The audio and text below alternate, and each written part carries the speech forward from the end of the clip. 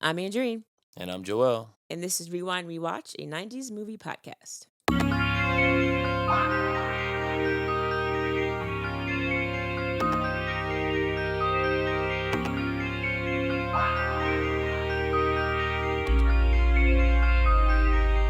Welcome back, Rewinders, to another episode of Rewind Rewatch, where my brother and I will discuss 90s films. All films that we cover on the pod have been requested by you all, the lovely listeners.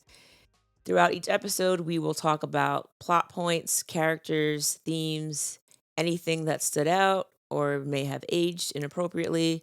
And then at the end of the episode, we will give the movie, a rewind rating between 1 and 5 to discuss how likely it is that we will rewatch that film again.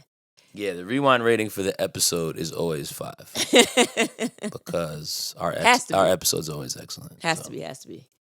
Today we are covering 1994's Serial Mom, which is rated R with a 1 hour and 35-minute runtime and was requested by Joel's wife. So shout out to my wife. So, Serial Mom, have you seen this film before? No, I've never even heard of this movie. And when you were telling me about it, because this is your pick, I never really even noticed it on the list. And then when you were telling me about it, I'm like, this doesn't sound like the type of movie that my wife would watch. But apparently she said that this is a movie that she and one of her close friends growing up used to watch when they were like teenagers. And so it has a lot of nostalgic value, which is kind of the point of this podcast. I mean, we love nostalgia, obviously, so it makes sense for me. Yeah, I had never seen or heard of this movie either, but I had just been looking through the list of movies, and the name just jumped out at me. I'm like, Serial Mom, what's that? And then I Googled it, and I said, oh, this seems like a hot mess. I think we need to watch it. Oh, it's a hot mess. And so I felt as though we absolutely needed to watch it. And so we decided to do it. All right. So this film was directed by John Waters. And I don't know if you know anything about John Waters. I don't think I know that name. Okay. So this is the man who also directed Hairspray from 1988. Hairspray, as you know, has later on become like a Broadway sensation. They also... Wait, so it was a movie and then it was Broadway? Yeah. Oh, I thought it was always a play first. No. He created Hairspray back in the 80s. So it was just a musical film. Right. I see. It was a film that he made. And then later on, it got changed into a stage play. And then down the line, of course, they made the stage play into a remake of the film. Right. Later on. Now, he is dubbed as the godfather of gore because he loves B-level underground horror movie. Like he likes a lot of gore and boundary pushing type films. And most importantly, he has created this film called Pink Flamingos that came out in 1972. This is an NC-17 film. Wow.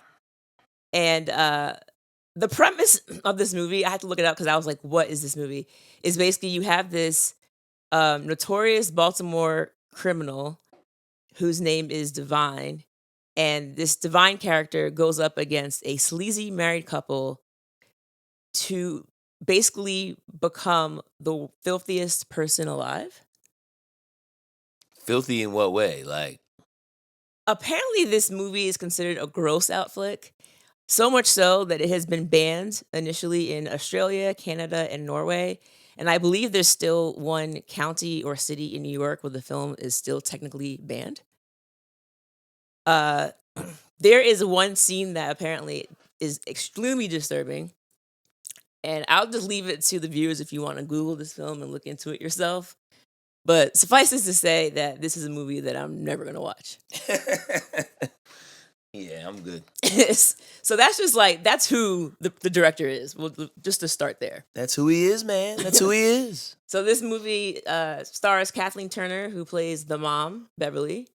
We also have Sam Waterston, who plays the dad, Ricky Lake, who plays the daughter, Misty, and Matthew Lillard, who plays the son, Chip. Now, I gotta say, it was really fun for me to see Ricky Lake in this movie because I know Ricky Lake as the talk show host. I mean, it's the 90s. I was surprised to see her in this movie, not so much because she's in it. Well, yes, I was surprised that she was in it because I didn't know she was in it at all. But I was more surprised by the fact that she was playing like a high school student. And so I was like, how old is she? Because she doesn't look that young. And if it's 1994, she would have probably already had her talk show, or if she probably got it like shortly thereafter. So I did the math from her birthday, and she would have been like 26 when this movie was made. So she's very clearly not a high school student. But we like just talked about this when we looked at Dangerous Minds a couple weeks ago. So this is something that Hollywood loves to do. Yeah, they don't care. They'll just throw you in there. Just to point out that She's playing a college student technically, so I guess that's she better. is a college student, and the connection between her and John Waters is that she played the main character in Hairspray. Mhm. The main girl from Baltimore who, Right. Yeah, that was Ricky Lake. So, a little connection there. So in this movie, I guess we'll start with the one sentence summary before we even get into what this movie is about. Yeah, so the one sentence summary is a seemingly pleasant suburban mom is secretly murdering any and everyone who she believes crosses her path. Yes. And seemingly pleasant is she's very much like a Lever to Beaver type of character when we see her. So the first time we see this family, it opens up and the family is getting ready for school in the morning. So of course the family's having breakfast together. The dad's reading a newspaper. The kids are eating toast with glasses of orange juice. There's also cereal on the table. Part of your complete breakfast. Mom's asking if they want scrambled eggs in addition to their orange juice and their toast and their cereal. I don't know why. It's all part of a complete breakfast, man. You remember when we used to watch cereal commercials, which I really don't see anymore, but I guess they only show cereal commercials during kids programming. But yeah, I remember when I used to watch kids programming, and they would always have the cereal commercial, and they'd be like, part of a complete breakfast, and then they would show like a complete breakfast on screen, and it would be like a glass of orange juice, a glass of milk, a bowl of cereal, a piece of fruit, and then maybe like also like some toast. And I'm like, who's eating all of this in the morning? Yeah. Like, you're just gonna pour yourself a bowl of cereal and then you're gonna go to school. And also, why am I eating cereal and then drinking milk? There's already milk in my cereal. Why am I drinking milk and then drinking orange juice? Oh. I could like taste that on my tongue. Like, yo, it would take me an hour and a half to like finish my breakfast. So I'd have to wake up significantly earlier just to have my complete breakfast before I go to school. I'm going to school full also. I'm at itis in first period.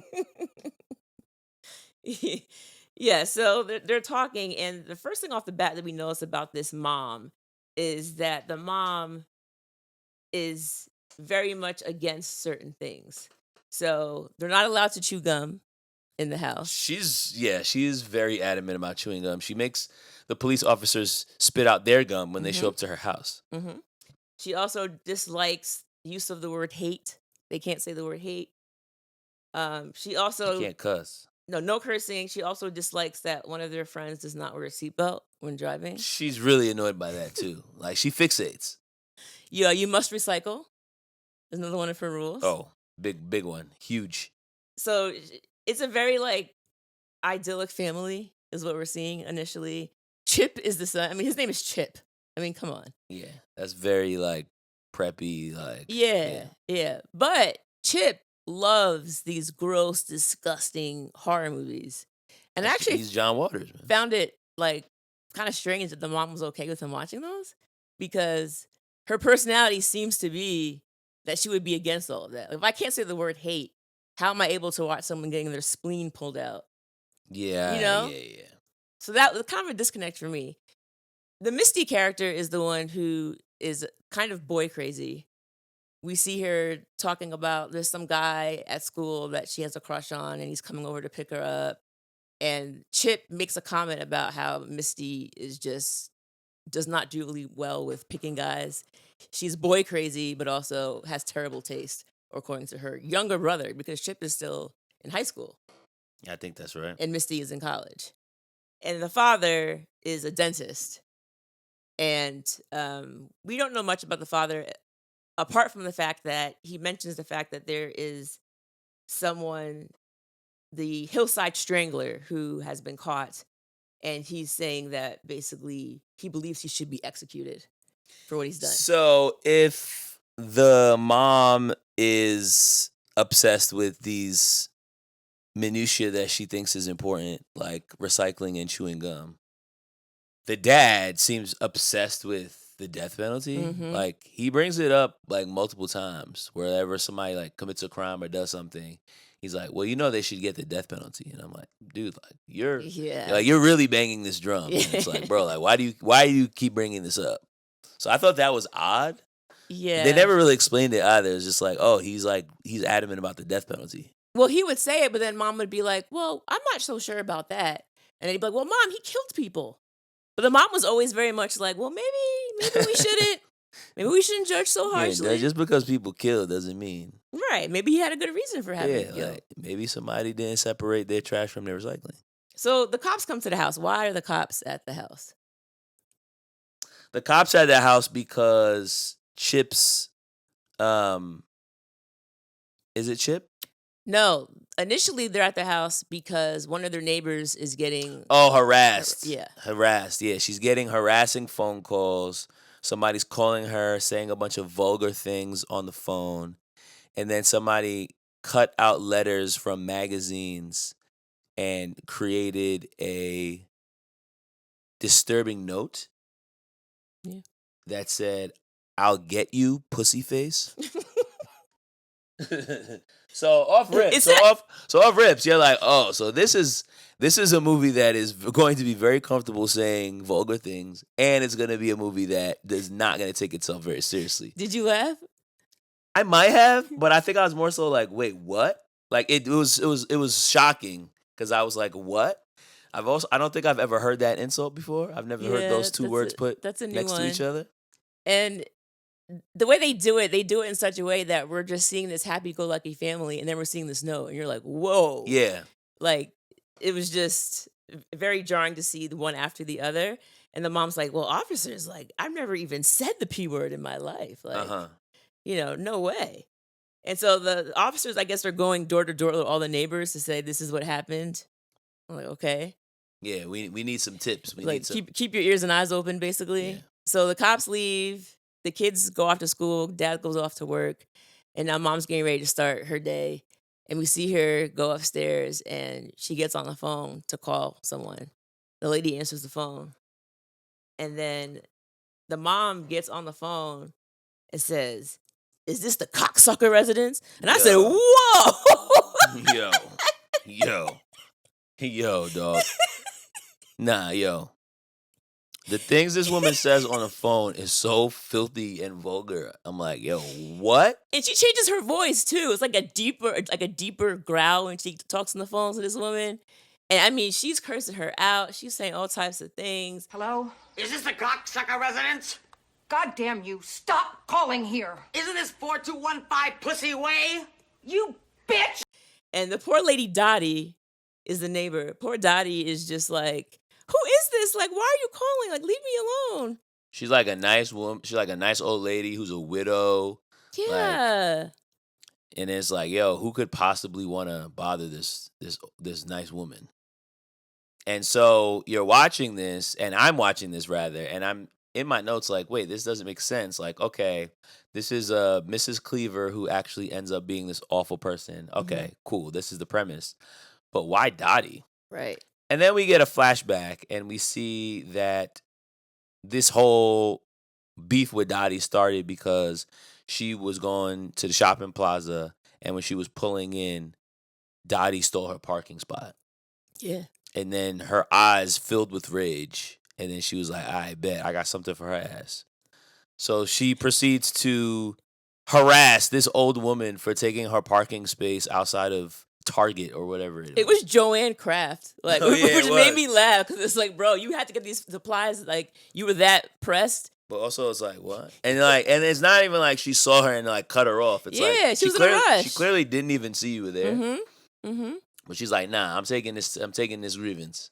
So throughout the course of the movie, like I said, she has these beefs, and Dottie, frankly, gets the best of it Yeah. because everyone else she murders. Yeah. So let's run through some of the reasons that she murders people. Yeah. Murder. The first person she runs over with her car is her son's math teacher Mhm. because he basically says like, yo, yeah, your son is cool. Your son's a good guy, but like I'm worried about him with these horror films. Like, and he's like chastising the mom for letting him watch it, which I thought was like way out of line. The teacher is out of line because before that, he had another parent in there basically crying, saying like, yeah, I don't think your kid is made up for college or something. Yeah, Like, he tells the mom that her son isn't college material, and then proceeds in his very next meeting to scold this woman for allowing her son to watch horror movies, and like, oh, I think it's like messing with him. Look at these things that he's drawing in class. Like, this is completely inappropriate. But it's like, bro, like, what does him loving horror movies have to do with anything? And that's the thing. Like, you're a math teacher, bro. Like, you should be talking to her about math. And then he goes out of his way to be like, I feel like you and your husband are doing something wrong in how you're raising him. And then goes above and asks her, like, did he used to torture animals when he was younger? It's like, bro, what? Nah, he's going crazy. Like, it was out of control. He's going crazy. All right, so then you're like, all right, so this teacher's weird. But she plays it like, oh, thank you for letting me know. But then meanwhile, she's fuming. So then she kills him. The next person she kills is for Carl. the boy. Carl basically, her daughter thought that she was dating Carl. Her daughter had a crush on the guy. Yeah, he took her to school a couple of times. But he was not giving her flirty energy. No, but he stood her up. He was supposed to pick her up and take her to the swap the flea market thing. And to be fair, Carl was kind of trash because Carl earlier says to her like he would take her to some event if she lost 10 pounds, which is like that's nuts. Which is insane. That's a crazy thing. So Carl's not a great guy. But he says, yeah, I'll pick you up tomorrow morning. And then she's waiting, and Carl just stands her up. And then when she goes to the flea market, Carl goes to the flea market with another girl. That's crazy. It is pretty bad. It's when crazy. You put it that way. You can't do that. So anyway, she gets him out of there. How does she do it? Well, she stalks this boy. And so this is probably a good part to talk about the tone in this movie, which I found a little confusing. Because it's obviously like, it's a movie about a serial killer, but it's comedic in that it's not a film that's taking itself seriously. Mm-hmm.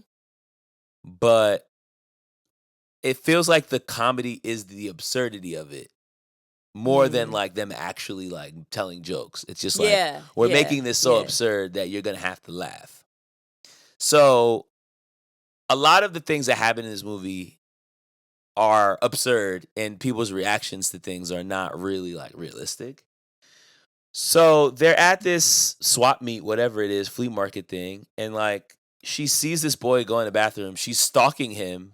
Meanwhile, this is like a very public setting, man. And it's like the middle of the afternoon.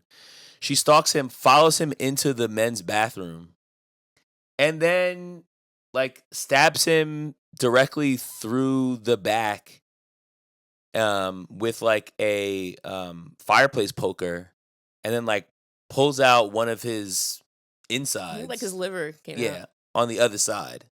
So he collapses, and then she just leaves his dead body there, walks out of the bathroom with the bloody poker. With the weapon, yeah. So it's like, come on, man. Like, she didn't try to cover this up or anything. I'm trying to remember everybody else she killed. I remember she goes to somebody's house and the parents are eating, like, they, like, cooked a turkey or something. Yeah, so that I think is actually, it might be two separate homes. So, yeah, so that couple, the reason why I think she even went over there initially was she was supposed to, she had planned with her husband to go bird watching like on a Saturday. And then that morning, he gets a phone call from this couple saying that the husband had like a infected tooth or something. And so he's like, "Yo, doc, I need to see you today because husband's a dentist." And he's like, "Well, can't we do first thing Monday?" And he said, "No." The That's the right. wife spazzes. So now she's like, "Okay, it's okay, honey, it's fine." But again, she pretends things are fine when inside she's fuming. So it's like now her trip with her husband has been canceled. She goes over there, and also she does enjoy birds. She does like birds. She goes over to their house and she sees the couple eating meat, eating chicken. And as she sees them, like, taking the skin off the meat They're and eating a biting bird. into They're it, eating a bird. she's seeing these birds. Yeah. And she's getting incensed. Like, how dare they eat these birds? And how did they ruin my weekends, too? Yeah, so everybody has to die. So this couple has to die. And so she killed the wife by stabbing her with scissors. And then she ends up killing the husband by dropping the window air conditioning unit on top of him. Which is like, bro, like, first of all, she timed it perfectly and knew exactly where he was going to be standing. But also, it's like, bro, you have somebody chasing you around the house, throwing scissors at you, and then, like, you exit the house and then you just stand on the front porch? Or would you just keep running? Like, why did you stop? So that happens. For some reason, the parents, this is Scotty's parents, and Scotty is one of Chip's friends. And for some reason, he has a debilitating porn addiction. Oh my God. So like he's constantly like carrying around nudie magazines. And then when she breaks into the home to kill his parents, basically, he's distracted up in his room. I thought it was two different houses. Was that two different houses? Yeah. I don't think those are his parents because later on when they're in church, I feel like Scotty was standing next to a different couple. Am I wrong? I thought it was two different houses. My understanding was that was Scotty's parents. Because... But how does that make sense? Because remember the husband and the kids thought she was going to kill Scotty, so they went to the house to make sure Scotty was okay. And Scotty was fine. They found Scotty in the bed and he was fine. Oh, so this is a different couple. Oh, I thought she went over there to kill Scotty. But then she got distracted by... Yeah, you're probably right. You're probably right that it was a different house. Because that actually would make very little sense if it was the same house, which is what I thought happened, and I was like, this doesn't make any sense. But I'll save that rant. Someone gets killed with a piece of meat? Yeah, a leg of lamb. I don't even remember what that was for. That was the woman. No. The old woman who didn't rewind her videotape. That's right. Okay. Because her son worked at the video store, and if you don't rewind, it's going to be $1. And so the son basically charges this old lady $1. And apparently all the time she returns videos without rewinding, and he never charges her. And this time he was like, "Enough is enough. I'm charging you the $1." She gets so upset. She pays the money, but then she's like, "Well, that's why you're a son of a psycho or something." And the mom is like, "How dare you?" And she kills her, this old lady. And to kill someone with a leg of lamb, like how hard do you have to hit them with this piece of meat? Yo, she was just trying to watch Annie, though. She had a knife before, and then she put the knife down and was like, "Nah, I'm gonna do it with the meat instead." Yo, woman was just sitting down in her favorite recliner, getting ready to watch Annie, her favorite musical, and she didn't even make it out the opening credits, dog. Scotty got the worst death, though. Scotty was the one who has the porn addiction. Yeah. I'm sorry, but you gotta talk about that scene. Bro, nah.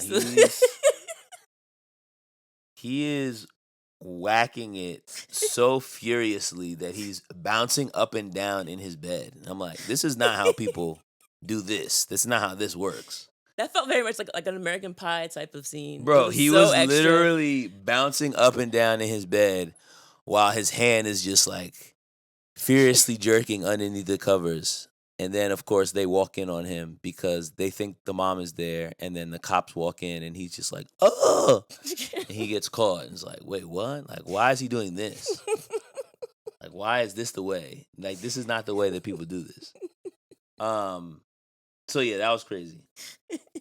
So Scotty ends up seeing that the mom murdered that poor old lady with the leg of lamb. He was crawled on top of the roof because he didn't trust her. Basically, he puts two and two together because as the murders keep happening, the cops keep coming around. The cops are trying to figure out who are doing these different murders. And Scotty's like, he makes a comment like, yo, what if your mom is the killer? Because they put two and two together that Chip was mad at his teacher. Teacher's dead. The daughter, Misty, was mad at Carl and said, I wish he would die. Carl is now dead. So it's like, yo, chances are, like, your mom might be a serial killer. Well, even before that, if you recall, after the daughter's whatever, her crush gets killed, she's talking to the lady, this neighbor, I guess, who they came with. Oh, the busybody lady. And the lady tells her that, like, yo, your mother had like some sort of goop on her shoes, and when she gave me back this poker, it was like had like dried blood on it. So she's like, what? So now they're like thinking, and she's like, yo, I think something's up. So she's realizing, yo, mom might be involved. She goes to the rental store and basically tells her brother, like, hey, I think mom might be the serial killer. So, number one, you suspect your mother's a serial killer, and so you decide to tell your brother in public. Like, she says this in the middle of, like, the video store where people could have presumably just been walking around. And she also says it in front of his friends that he always hangs out with. So, I think she had already planted the seed in Scotty's head. Yeah, you're right. Now, speaking of which, I found Chip's response to all of this to be quite bizarre because he seems to be kind of excited about this idea of like, oh, like, you really think it's my mom? Like, Chip he seems to be like excited about this idea of like this real life fruition of his favorite genre, but it doesn't make sense for him to like want his mom to be a serial killer. And then his mom is getting ready to go kill this woman, Mrs. Jensen. I guess this is the woman that she beats in the head with the leg of lamb.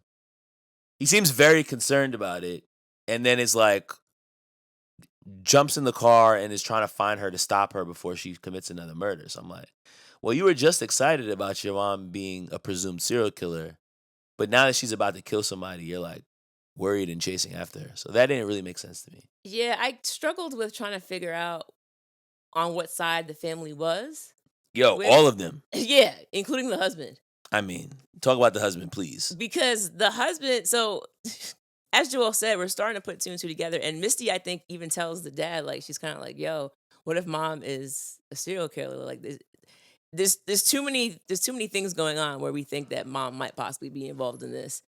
And at first the dad doesn't really believe it, but then the cops come to him and they're like, yo, we found, I guess, like some books that it was like some books that the wife was reading, or she had checked out of the library or something, and all the books were like about murder, about serial killers, which of course doesn't mean anything because I mean, God knows the books that I read are pretty much all horror and true crime.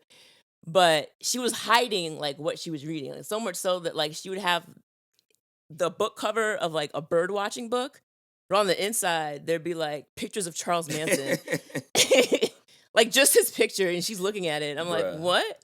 And then the husband ends up finding that like she had been writing to different serial killers in jail. She had an audio tape from Ted Bundy where he was like talking to her using her first Bro, name. that was crazy. The tape from Bundy was funny. That did make me laugh. Because it's like, wait, what? It's Like she has this whole secret life. Mhm. But the funny thing about it, and when I talk about the absurdity of this film, is the fact that like she's not really concealing anything. Like she's like hiding stuff in her drawers or like under the bed, but it's not like she's cleaning up her life in a way where it wouldn't be very easy to like put all of these things together. Mm. So it's kind of like she makes herself very easy to catch. And then the response that everyone has to finding out that something might be up with her is just kind of like, oh wow, we have this celebrity in our neighborhood now. It's like, aren't nobody's scared that this woman is like murdering people? They're just like, oh wow, this is kind of a cool story. And then the dad's just like, wow, this I don't know what to believe, but maybe. But he doesn't seem particularly bothered. Chip is like excited about it. Like it was just weird. Like the way that people were reacting to finding this information. It wasn't terror, it wasn't fear. It was just kind of like, oh wow, serial mom lives here. Well, I feel like there was kind of a shift because early on, when they're starting to suspect it, and when the cops basically come to him and they're like, yo, she's reading these books, she's doing these things, the dad says to Misty and Chip, no matter what your mother is, we'll love her anyway. Like, that was his first response. Right, okay. So weird first response, number one. Number two, like, no matter what? Yeah, that's what he said. Okay, let's buy this premise for the time being. There's a difference between we'll love her anyway and we're just not gonna give a damn about what she's doing. Cause he's not helping the cops. He's not doing anything. Yeah. He's just kind of just like allowing this to happen, and he's just kind of standing around watching and being like, "Oh wow, this is kind of crazy, I guess." But we don't really get a sense that he's happy about it, upset about it, annoyed by it, bothered. He kind of just has like a very flat reaction, which was almost like weirder than if he was happy. It was flat initially, but then like I said, there's moments where it changes because like you said, going back to the point with Chip, how like Chip was like, oh, this is so cool until that old lady was about to get killed. Same with Dad. Oh, I guess it's not a big deal. We'll love her anyway. Until Misty makes a comment at dinner saying like, oh, you know, Scotty thinks you're the killer. And then Mom just sneaks away in the middle of dinner and like peels out of the driveway with a sign saying, I'll be back. And when now she wrote a note and put it on the fridge, so she didn't even say anything to them. Like she just, but it's like, bro, we heard your car peel off. So it's like, huh? And then they're like, oh wow, Mom left a note. She left. It's like, so now they're nervous. They're I didn't already know Mom left. So then it's like, you didn't hear the garage open. We just mentioned that Scotty thinks she's the killer, and now she left. So that's the thing. They thought she was going to Scotty's house, but in reality, she was going to knock off that older couple. Yeah. So they rushed. Dad and Chip and Misty, they're all concerned. And they rush to Scotty's house. That's when they call the cops. They get there. Scotty's beating it. And then they're like, oh. Furiously. And then they come back home and they're like, oh, all's well. Scotty's fine. We guess Mom's not the killer. So clearly there was some concern in order for you to go try to stop the murder. And then Mom comes back. Everything's fine. But then they quickly realize that 2 other people were murdered. And once that happens, they're like, damn, Mom probably did it. Yeah. And then shortly thereafter, there ends up being, well, the trial doesn't happen yet because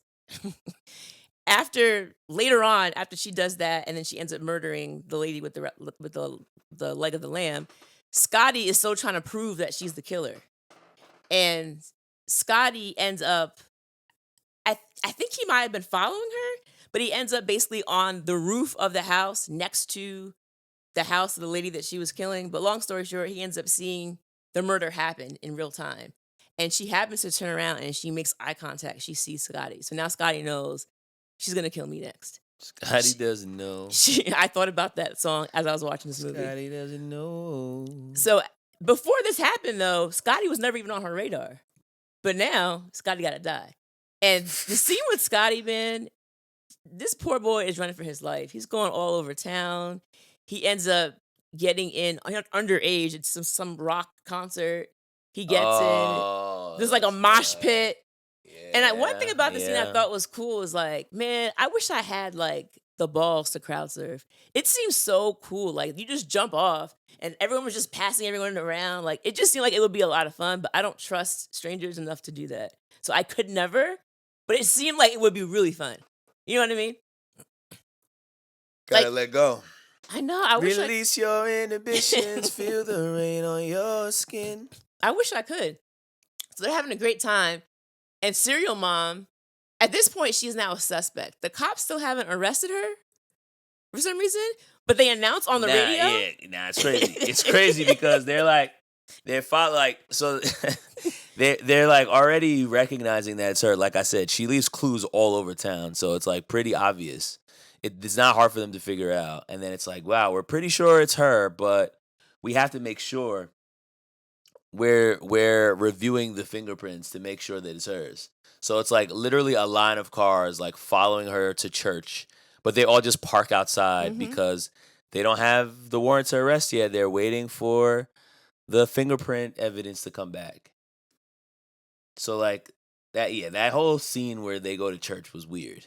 It is, but it's also the fact that like they announce on the radio that she's the suspect. You also aren't supposed to do that. Police Lieutenant Ronald Havler has publicly named a suspect in the serial killer case, and it's a shocker.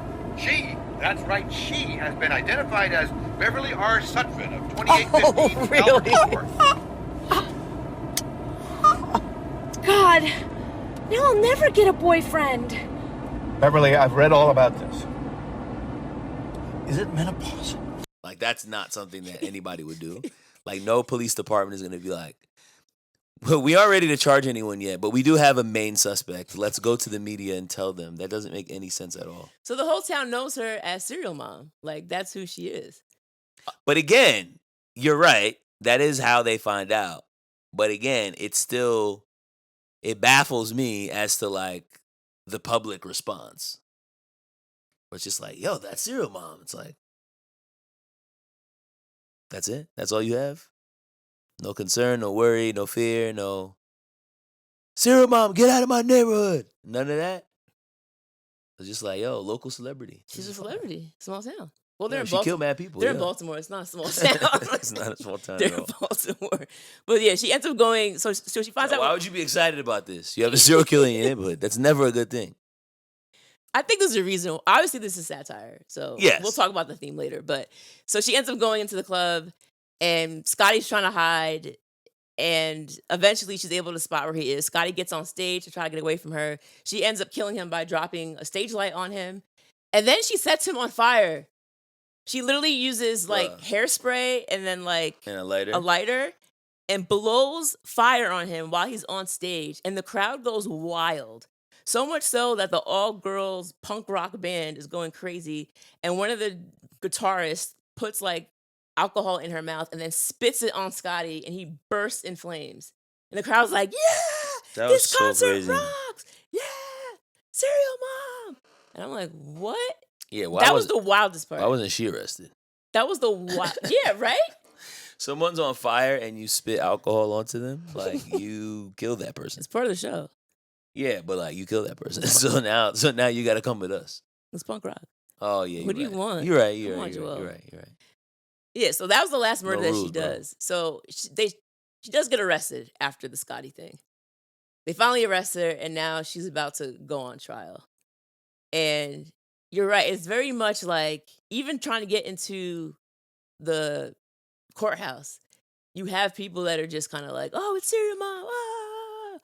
Chip somehow is like acting like he's like going to be her manager for like TV shows or something. Like he was acting like Nah, he went Hollywood. we got phone calls. Chip went from- Hollywood because Chip was like, oh, like, yo, my mom being a serial murderer, a serial killer would be kind of bad, but also if this could turn into a book and a movie deal, then That would be hard. that's all that matters. Right. So it's like, let's just get this money. And then somehow they got Suzanne Summers to show up, and they're like, "Yo, she could play the mom." So Suzanne Summers shows up to the court case to kind of just, I guess, to sit and see. I don't know, to start doing her character development, Yeah, perhaps. yeah. She was doing research. She was doing And it's research. also like, how are they doing movie rights and like the trial hasn't happened yet? How are we doing a movie already? Yeah, no idea. So okay, so we're doing a movie. So now the trial starts, and as it starts, mom quickly is just kind of like, yeah, I don't really want this lawyer. I'm representing myself. And the judge even says it in the movie. They always say, a person who represents himself has a fool for a client, because why are you representing yourself? This is a terrible idea. But she decides she wants to do it. She has the legal right to do so. So he says, okay, fine. Sometimes you gotta represent yourself, man. Represent. You're in my head.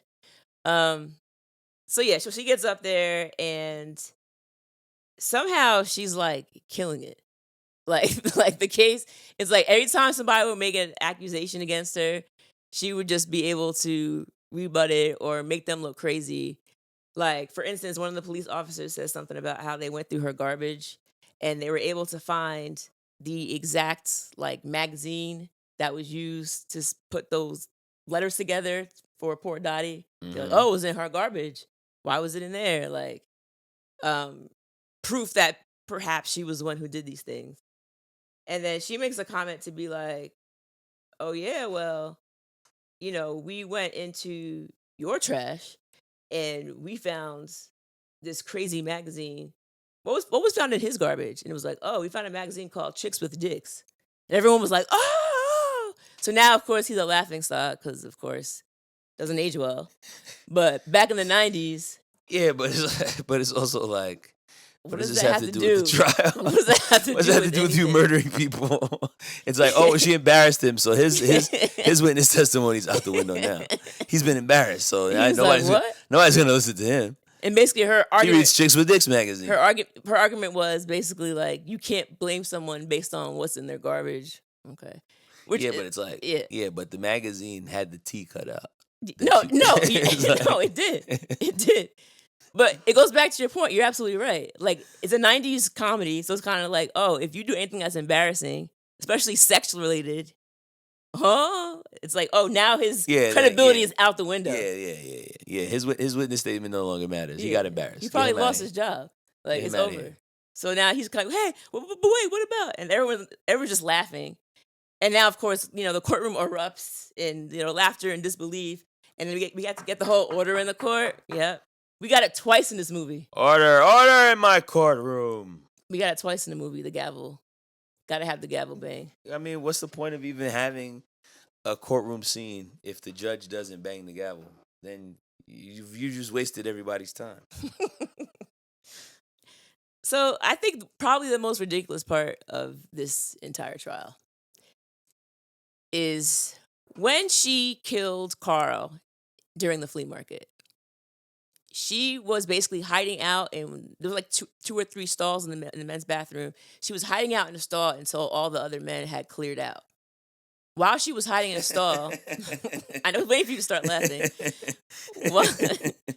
While she was hiding in the stall, there was another gentleman who was in the stall, and apparently this guy just likes to write messages on the stall doors.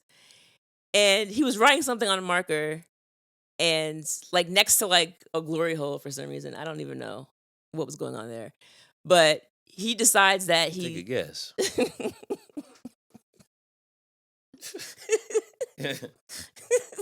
Take a guess. I feel like we're covering the sweetest thing again. Oh my God. Well, he didn't get poked in the eye. So. So this guy is writing something on the bathroom wall, and as he's leaving out, he happens to look down and he sees woman's shoes in the stall next to him. And he thought it was kind of weird. And he looks out and he's able to see that the female character, the mom, is walking out with this poker and she's getting ready to kill Carl. He runs out of the bathroom. Mom didn't see him, but he saw her. And so he's able to tell the cops, like, yo, like, I saw a woman in the bathroom, blah, blah, blah, whatever. So at the trial, he's now on the stand. The cops are basically the DA is going to ask him questions about what he saw that day in the restroom. So as he's on the stand, the mom character knows that this guy is, kind of a deviant. You spend all your time in the bathroom writing things on the wall. Like, who does this? And also, he's just a guy who just seems to be a hot mess. And so, as the DA is asking him questions, like, Nah, well, this guy's like a true creep. he's like, that day in the bathroom, what did you see? So now, the mom character is sitting in counsel's chair, and her desk basically is facing the witness stand. So she's wearing a dress. She basically starts to scoot down and slump in her chair so that her butt is sitting on the edge of the chair. And then you just see her slowly opening her legs and then closing them, and opening her legs and closing them. And so the guy in the stand is clearly staring at her, and he's like, "What? What?" And what did you see? And he's like, What did I see?" And then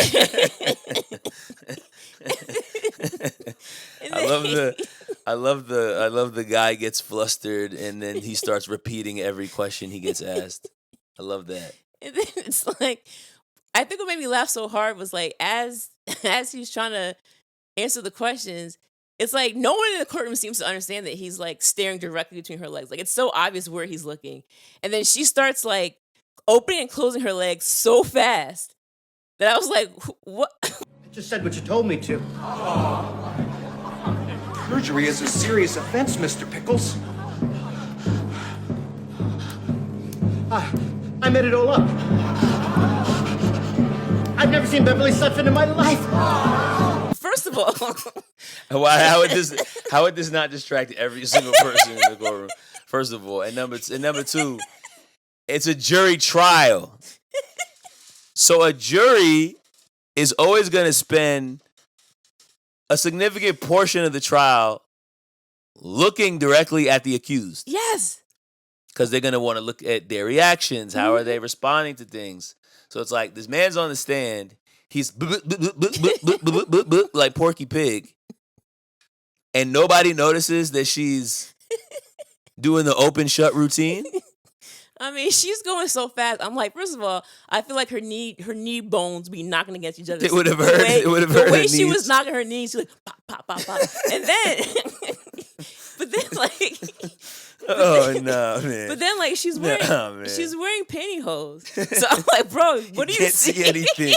He can't actually see anything. I was like, what are you looking at? He can't see anything. It's just dark, and then he's like, "Yo, this is crazy." So then he gets to a point where he just it's almost like he climaxes on the stand. I'm not sure what happens, but it gets to the point he's like, spontaneously combusts. He's like, I didn't see anything. He's like, I just said what you wanted me to say. And then his testimony's over, and she's like, no questions on my end. And he's like sweating bullets. So that scene, that guy was mad gross, man. That scene, I'm not gonna lie, I was dying because it was so stupid. I was dying laughing. Oh man, that was my favorite out of the whole courtroom scene.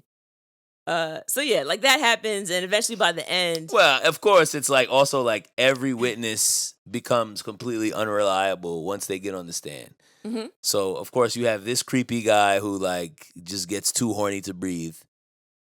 The person who saw her car when she ran over the teacher happened to be the school pothead, who is so high that she can't even communicate when she gets on the stand. That was really ridiculous. She's like, man, the car, it was a blue car. Blue car? It's like, yeah, what? What? And again, it's this is someone who gets high all the time. I feel like even the day when she was high and she saw what happened, when she was on the news, she was able to speak properly to the reporter and explain exactly the type of car that she saw. It was a station wagon. It was blue. They rolled over the guy twice. She was able to give details, and she was smoking at the time of the event. So I'm like, if you're the person who's a stoner, you're used to being hot all the time. You know what I mean? It just didn't make sense to me. I was like, so now you can't even form a sentence? Okay, fine. She's unreliable. Then the lady, the neighbor, I guess, who had bought the fire poker, it was oh well, you purchased that fire poker that day at the flea market, didn't you? And you were upset because there was this Fabergé egg that she wanted to buy, but Carl bought it for the girl.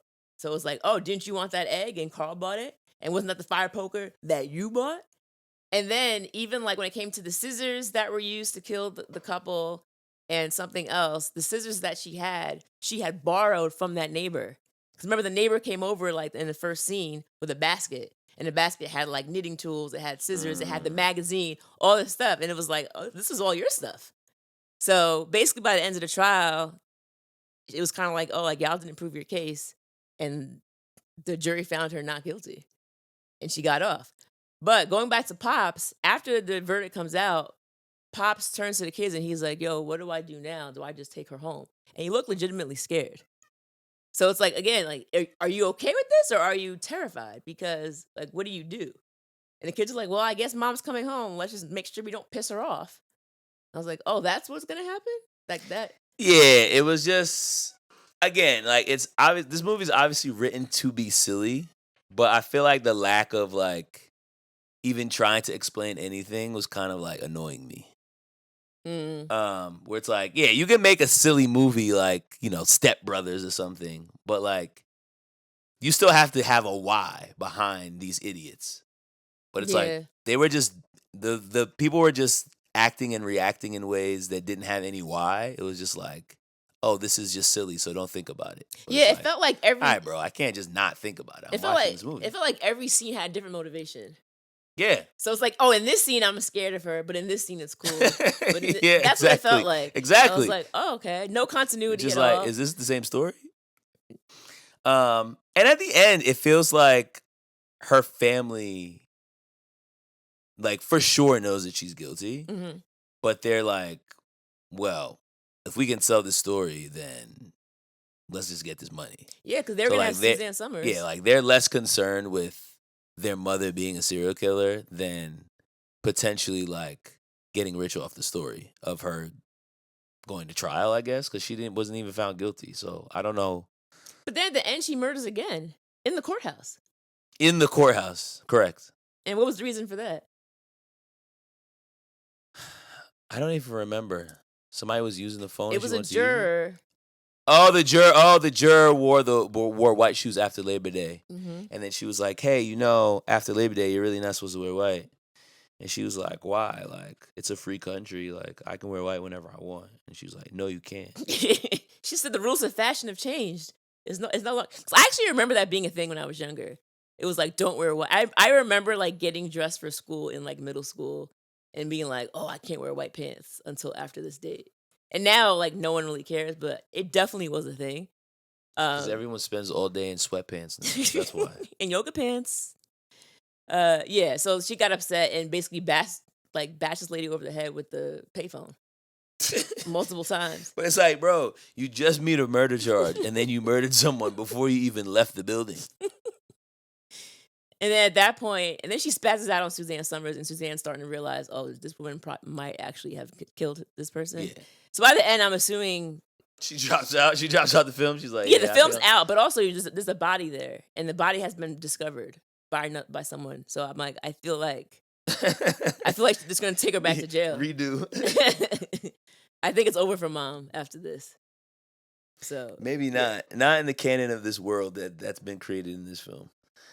All right. Should we talk themes? yeah, I guess you did the last film, so I guess I'll start.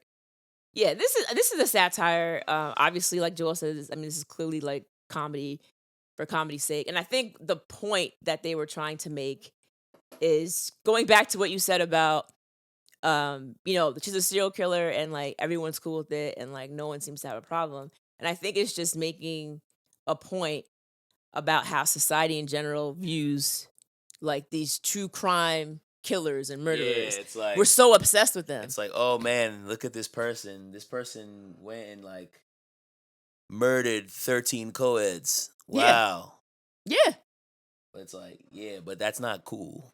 And like this person shouldn't be deemed as like some sort of like murder celebrity.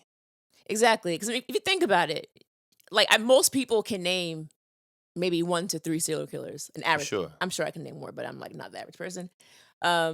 But how many can actually name the victims?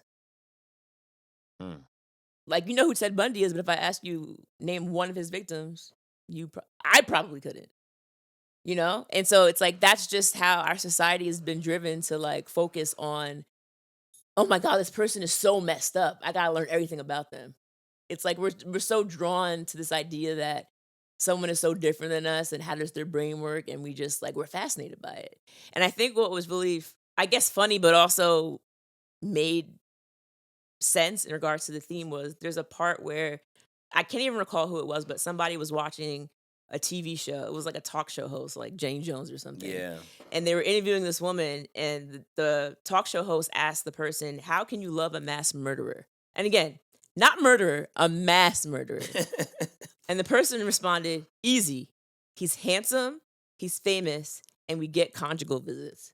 Well, and there it is. What more do you want? And there it is, folks. And so yeah, I kind of laugh because I'm like, bro, like it's a joke, but it's also like think about how many times you can watch a documentary about anybody, and you will see a snippet of that documentary will be covering how many letters these people get while in jail, how many women are sending them, underwear Panties. or underwear or letters. Orange is the New Black season 3. This is Piper's panties. Yo, that season was so out of pocket, bro. I don't know what happened to the writers that season. It was out of pocket. They went on strike.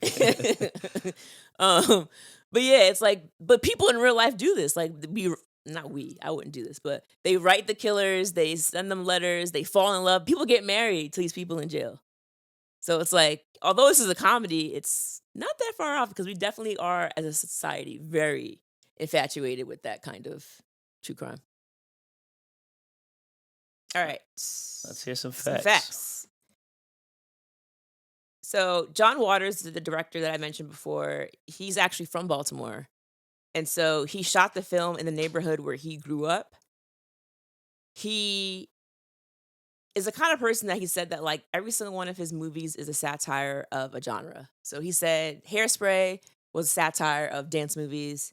He has one called Cry Baby, which is a satire of a musical. And then he said Serial Mom is obviously regarding true crime. The actress who plays the mom said that basically the only murder that she disliked was the can of hairspray on fire with the boy. She's like, I didn't like that. I felt like that was too real.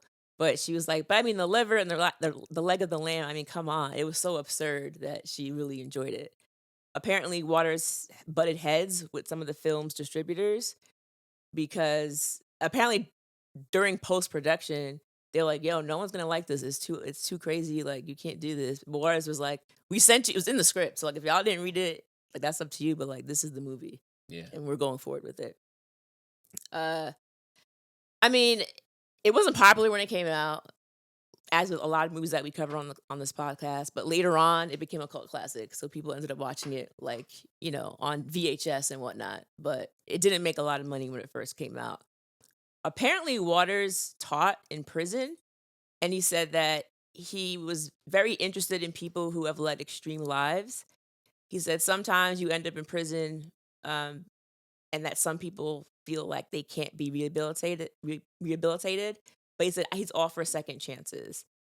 And so I think for him, he was like, I was trying to make a film about a person that seems to be relatively quote unquote normal, but they've done some really terrible things in their life, which is why the mom comes off as someone who you would think is just like your neighbor, your nice next door neighbor. Yeah, and then when they be on the news, they be like, yo, we never suspected anything about him. He just seemed like a quiet guy. Mm-hmm. And then it turns out that they're doing all of this in the background. A fact about him that I thought was just really funny is if you look at a picture of him, and I guess I'll post one to our socials, he said that he started growing a pencil-lined mustache when he was a teenager because he said he wanted to be like Little Richard when he was 19. And he has this like little itty bitty like thin pencil mustache because he said Little Richard was the man. Little Richard did used to have this small mustache. Yeah. So that was his thing. Shout out to Little Richard, man.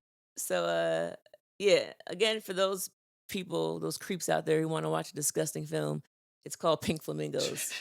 If you do want to, it sounds like you're advertising. No, if you do want to know, you told them twice. If you do want to know, you told them twice. So now it's like, yo, if you didn't catch it the first time, if they didn't catch, didn't catch. All right. So you want them to watch this movie? I'm not gonna watch this movie that you just said so, you will not be watching. If they want to watch, they can watch it. All right, and now It's time for the Rewind Ratings.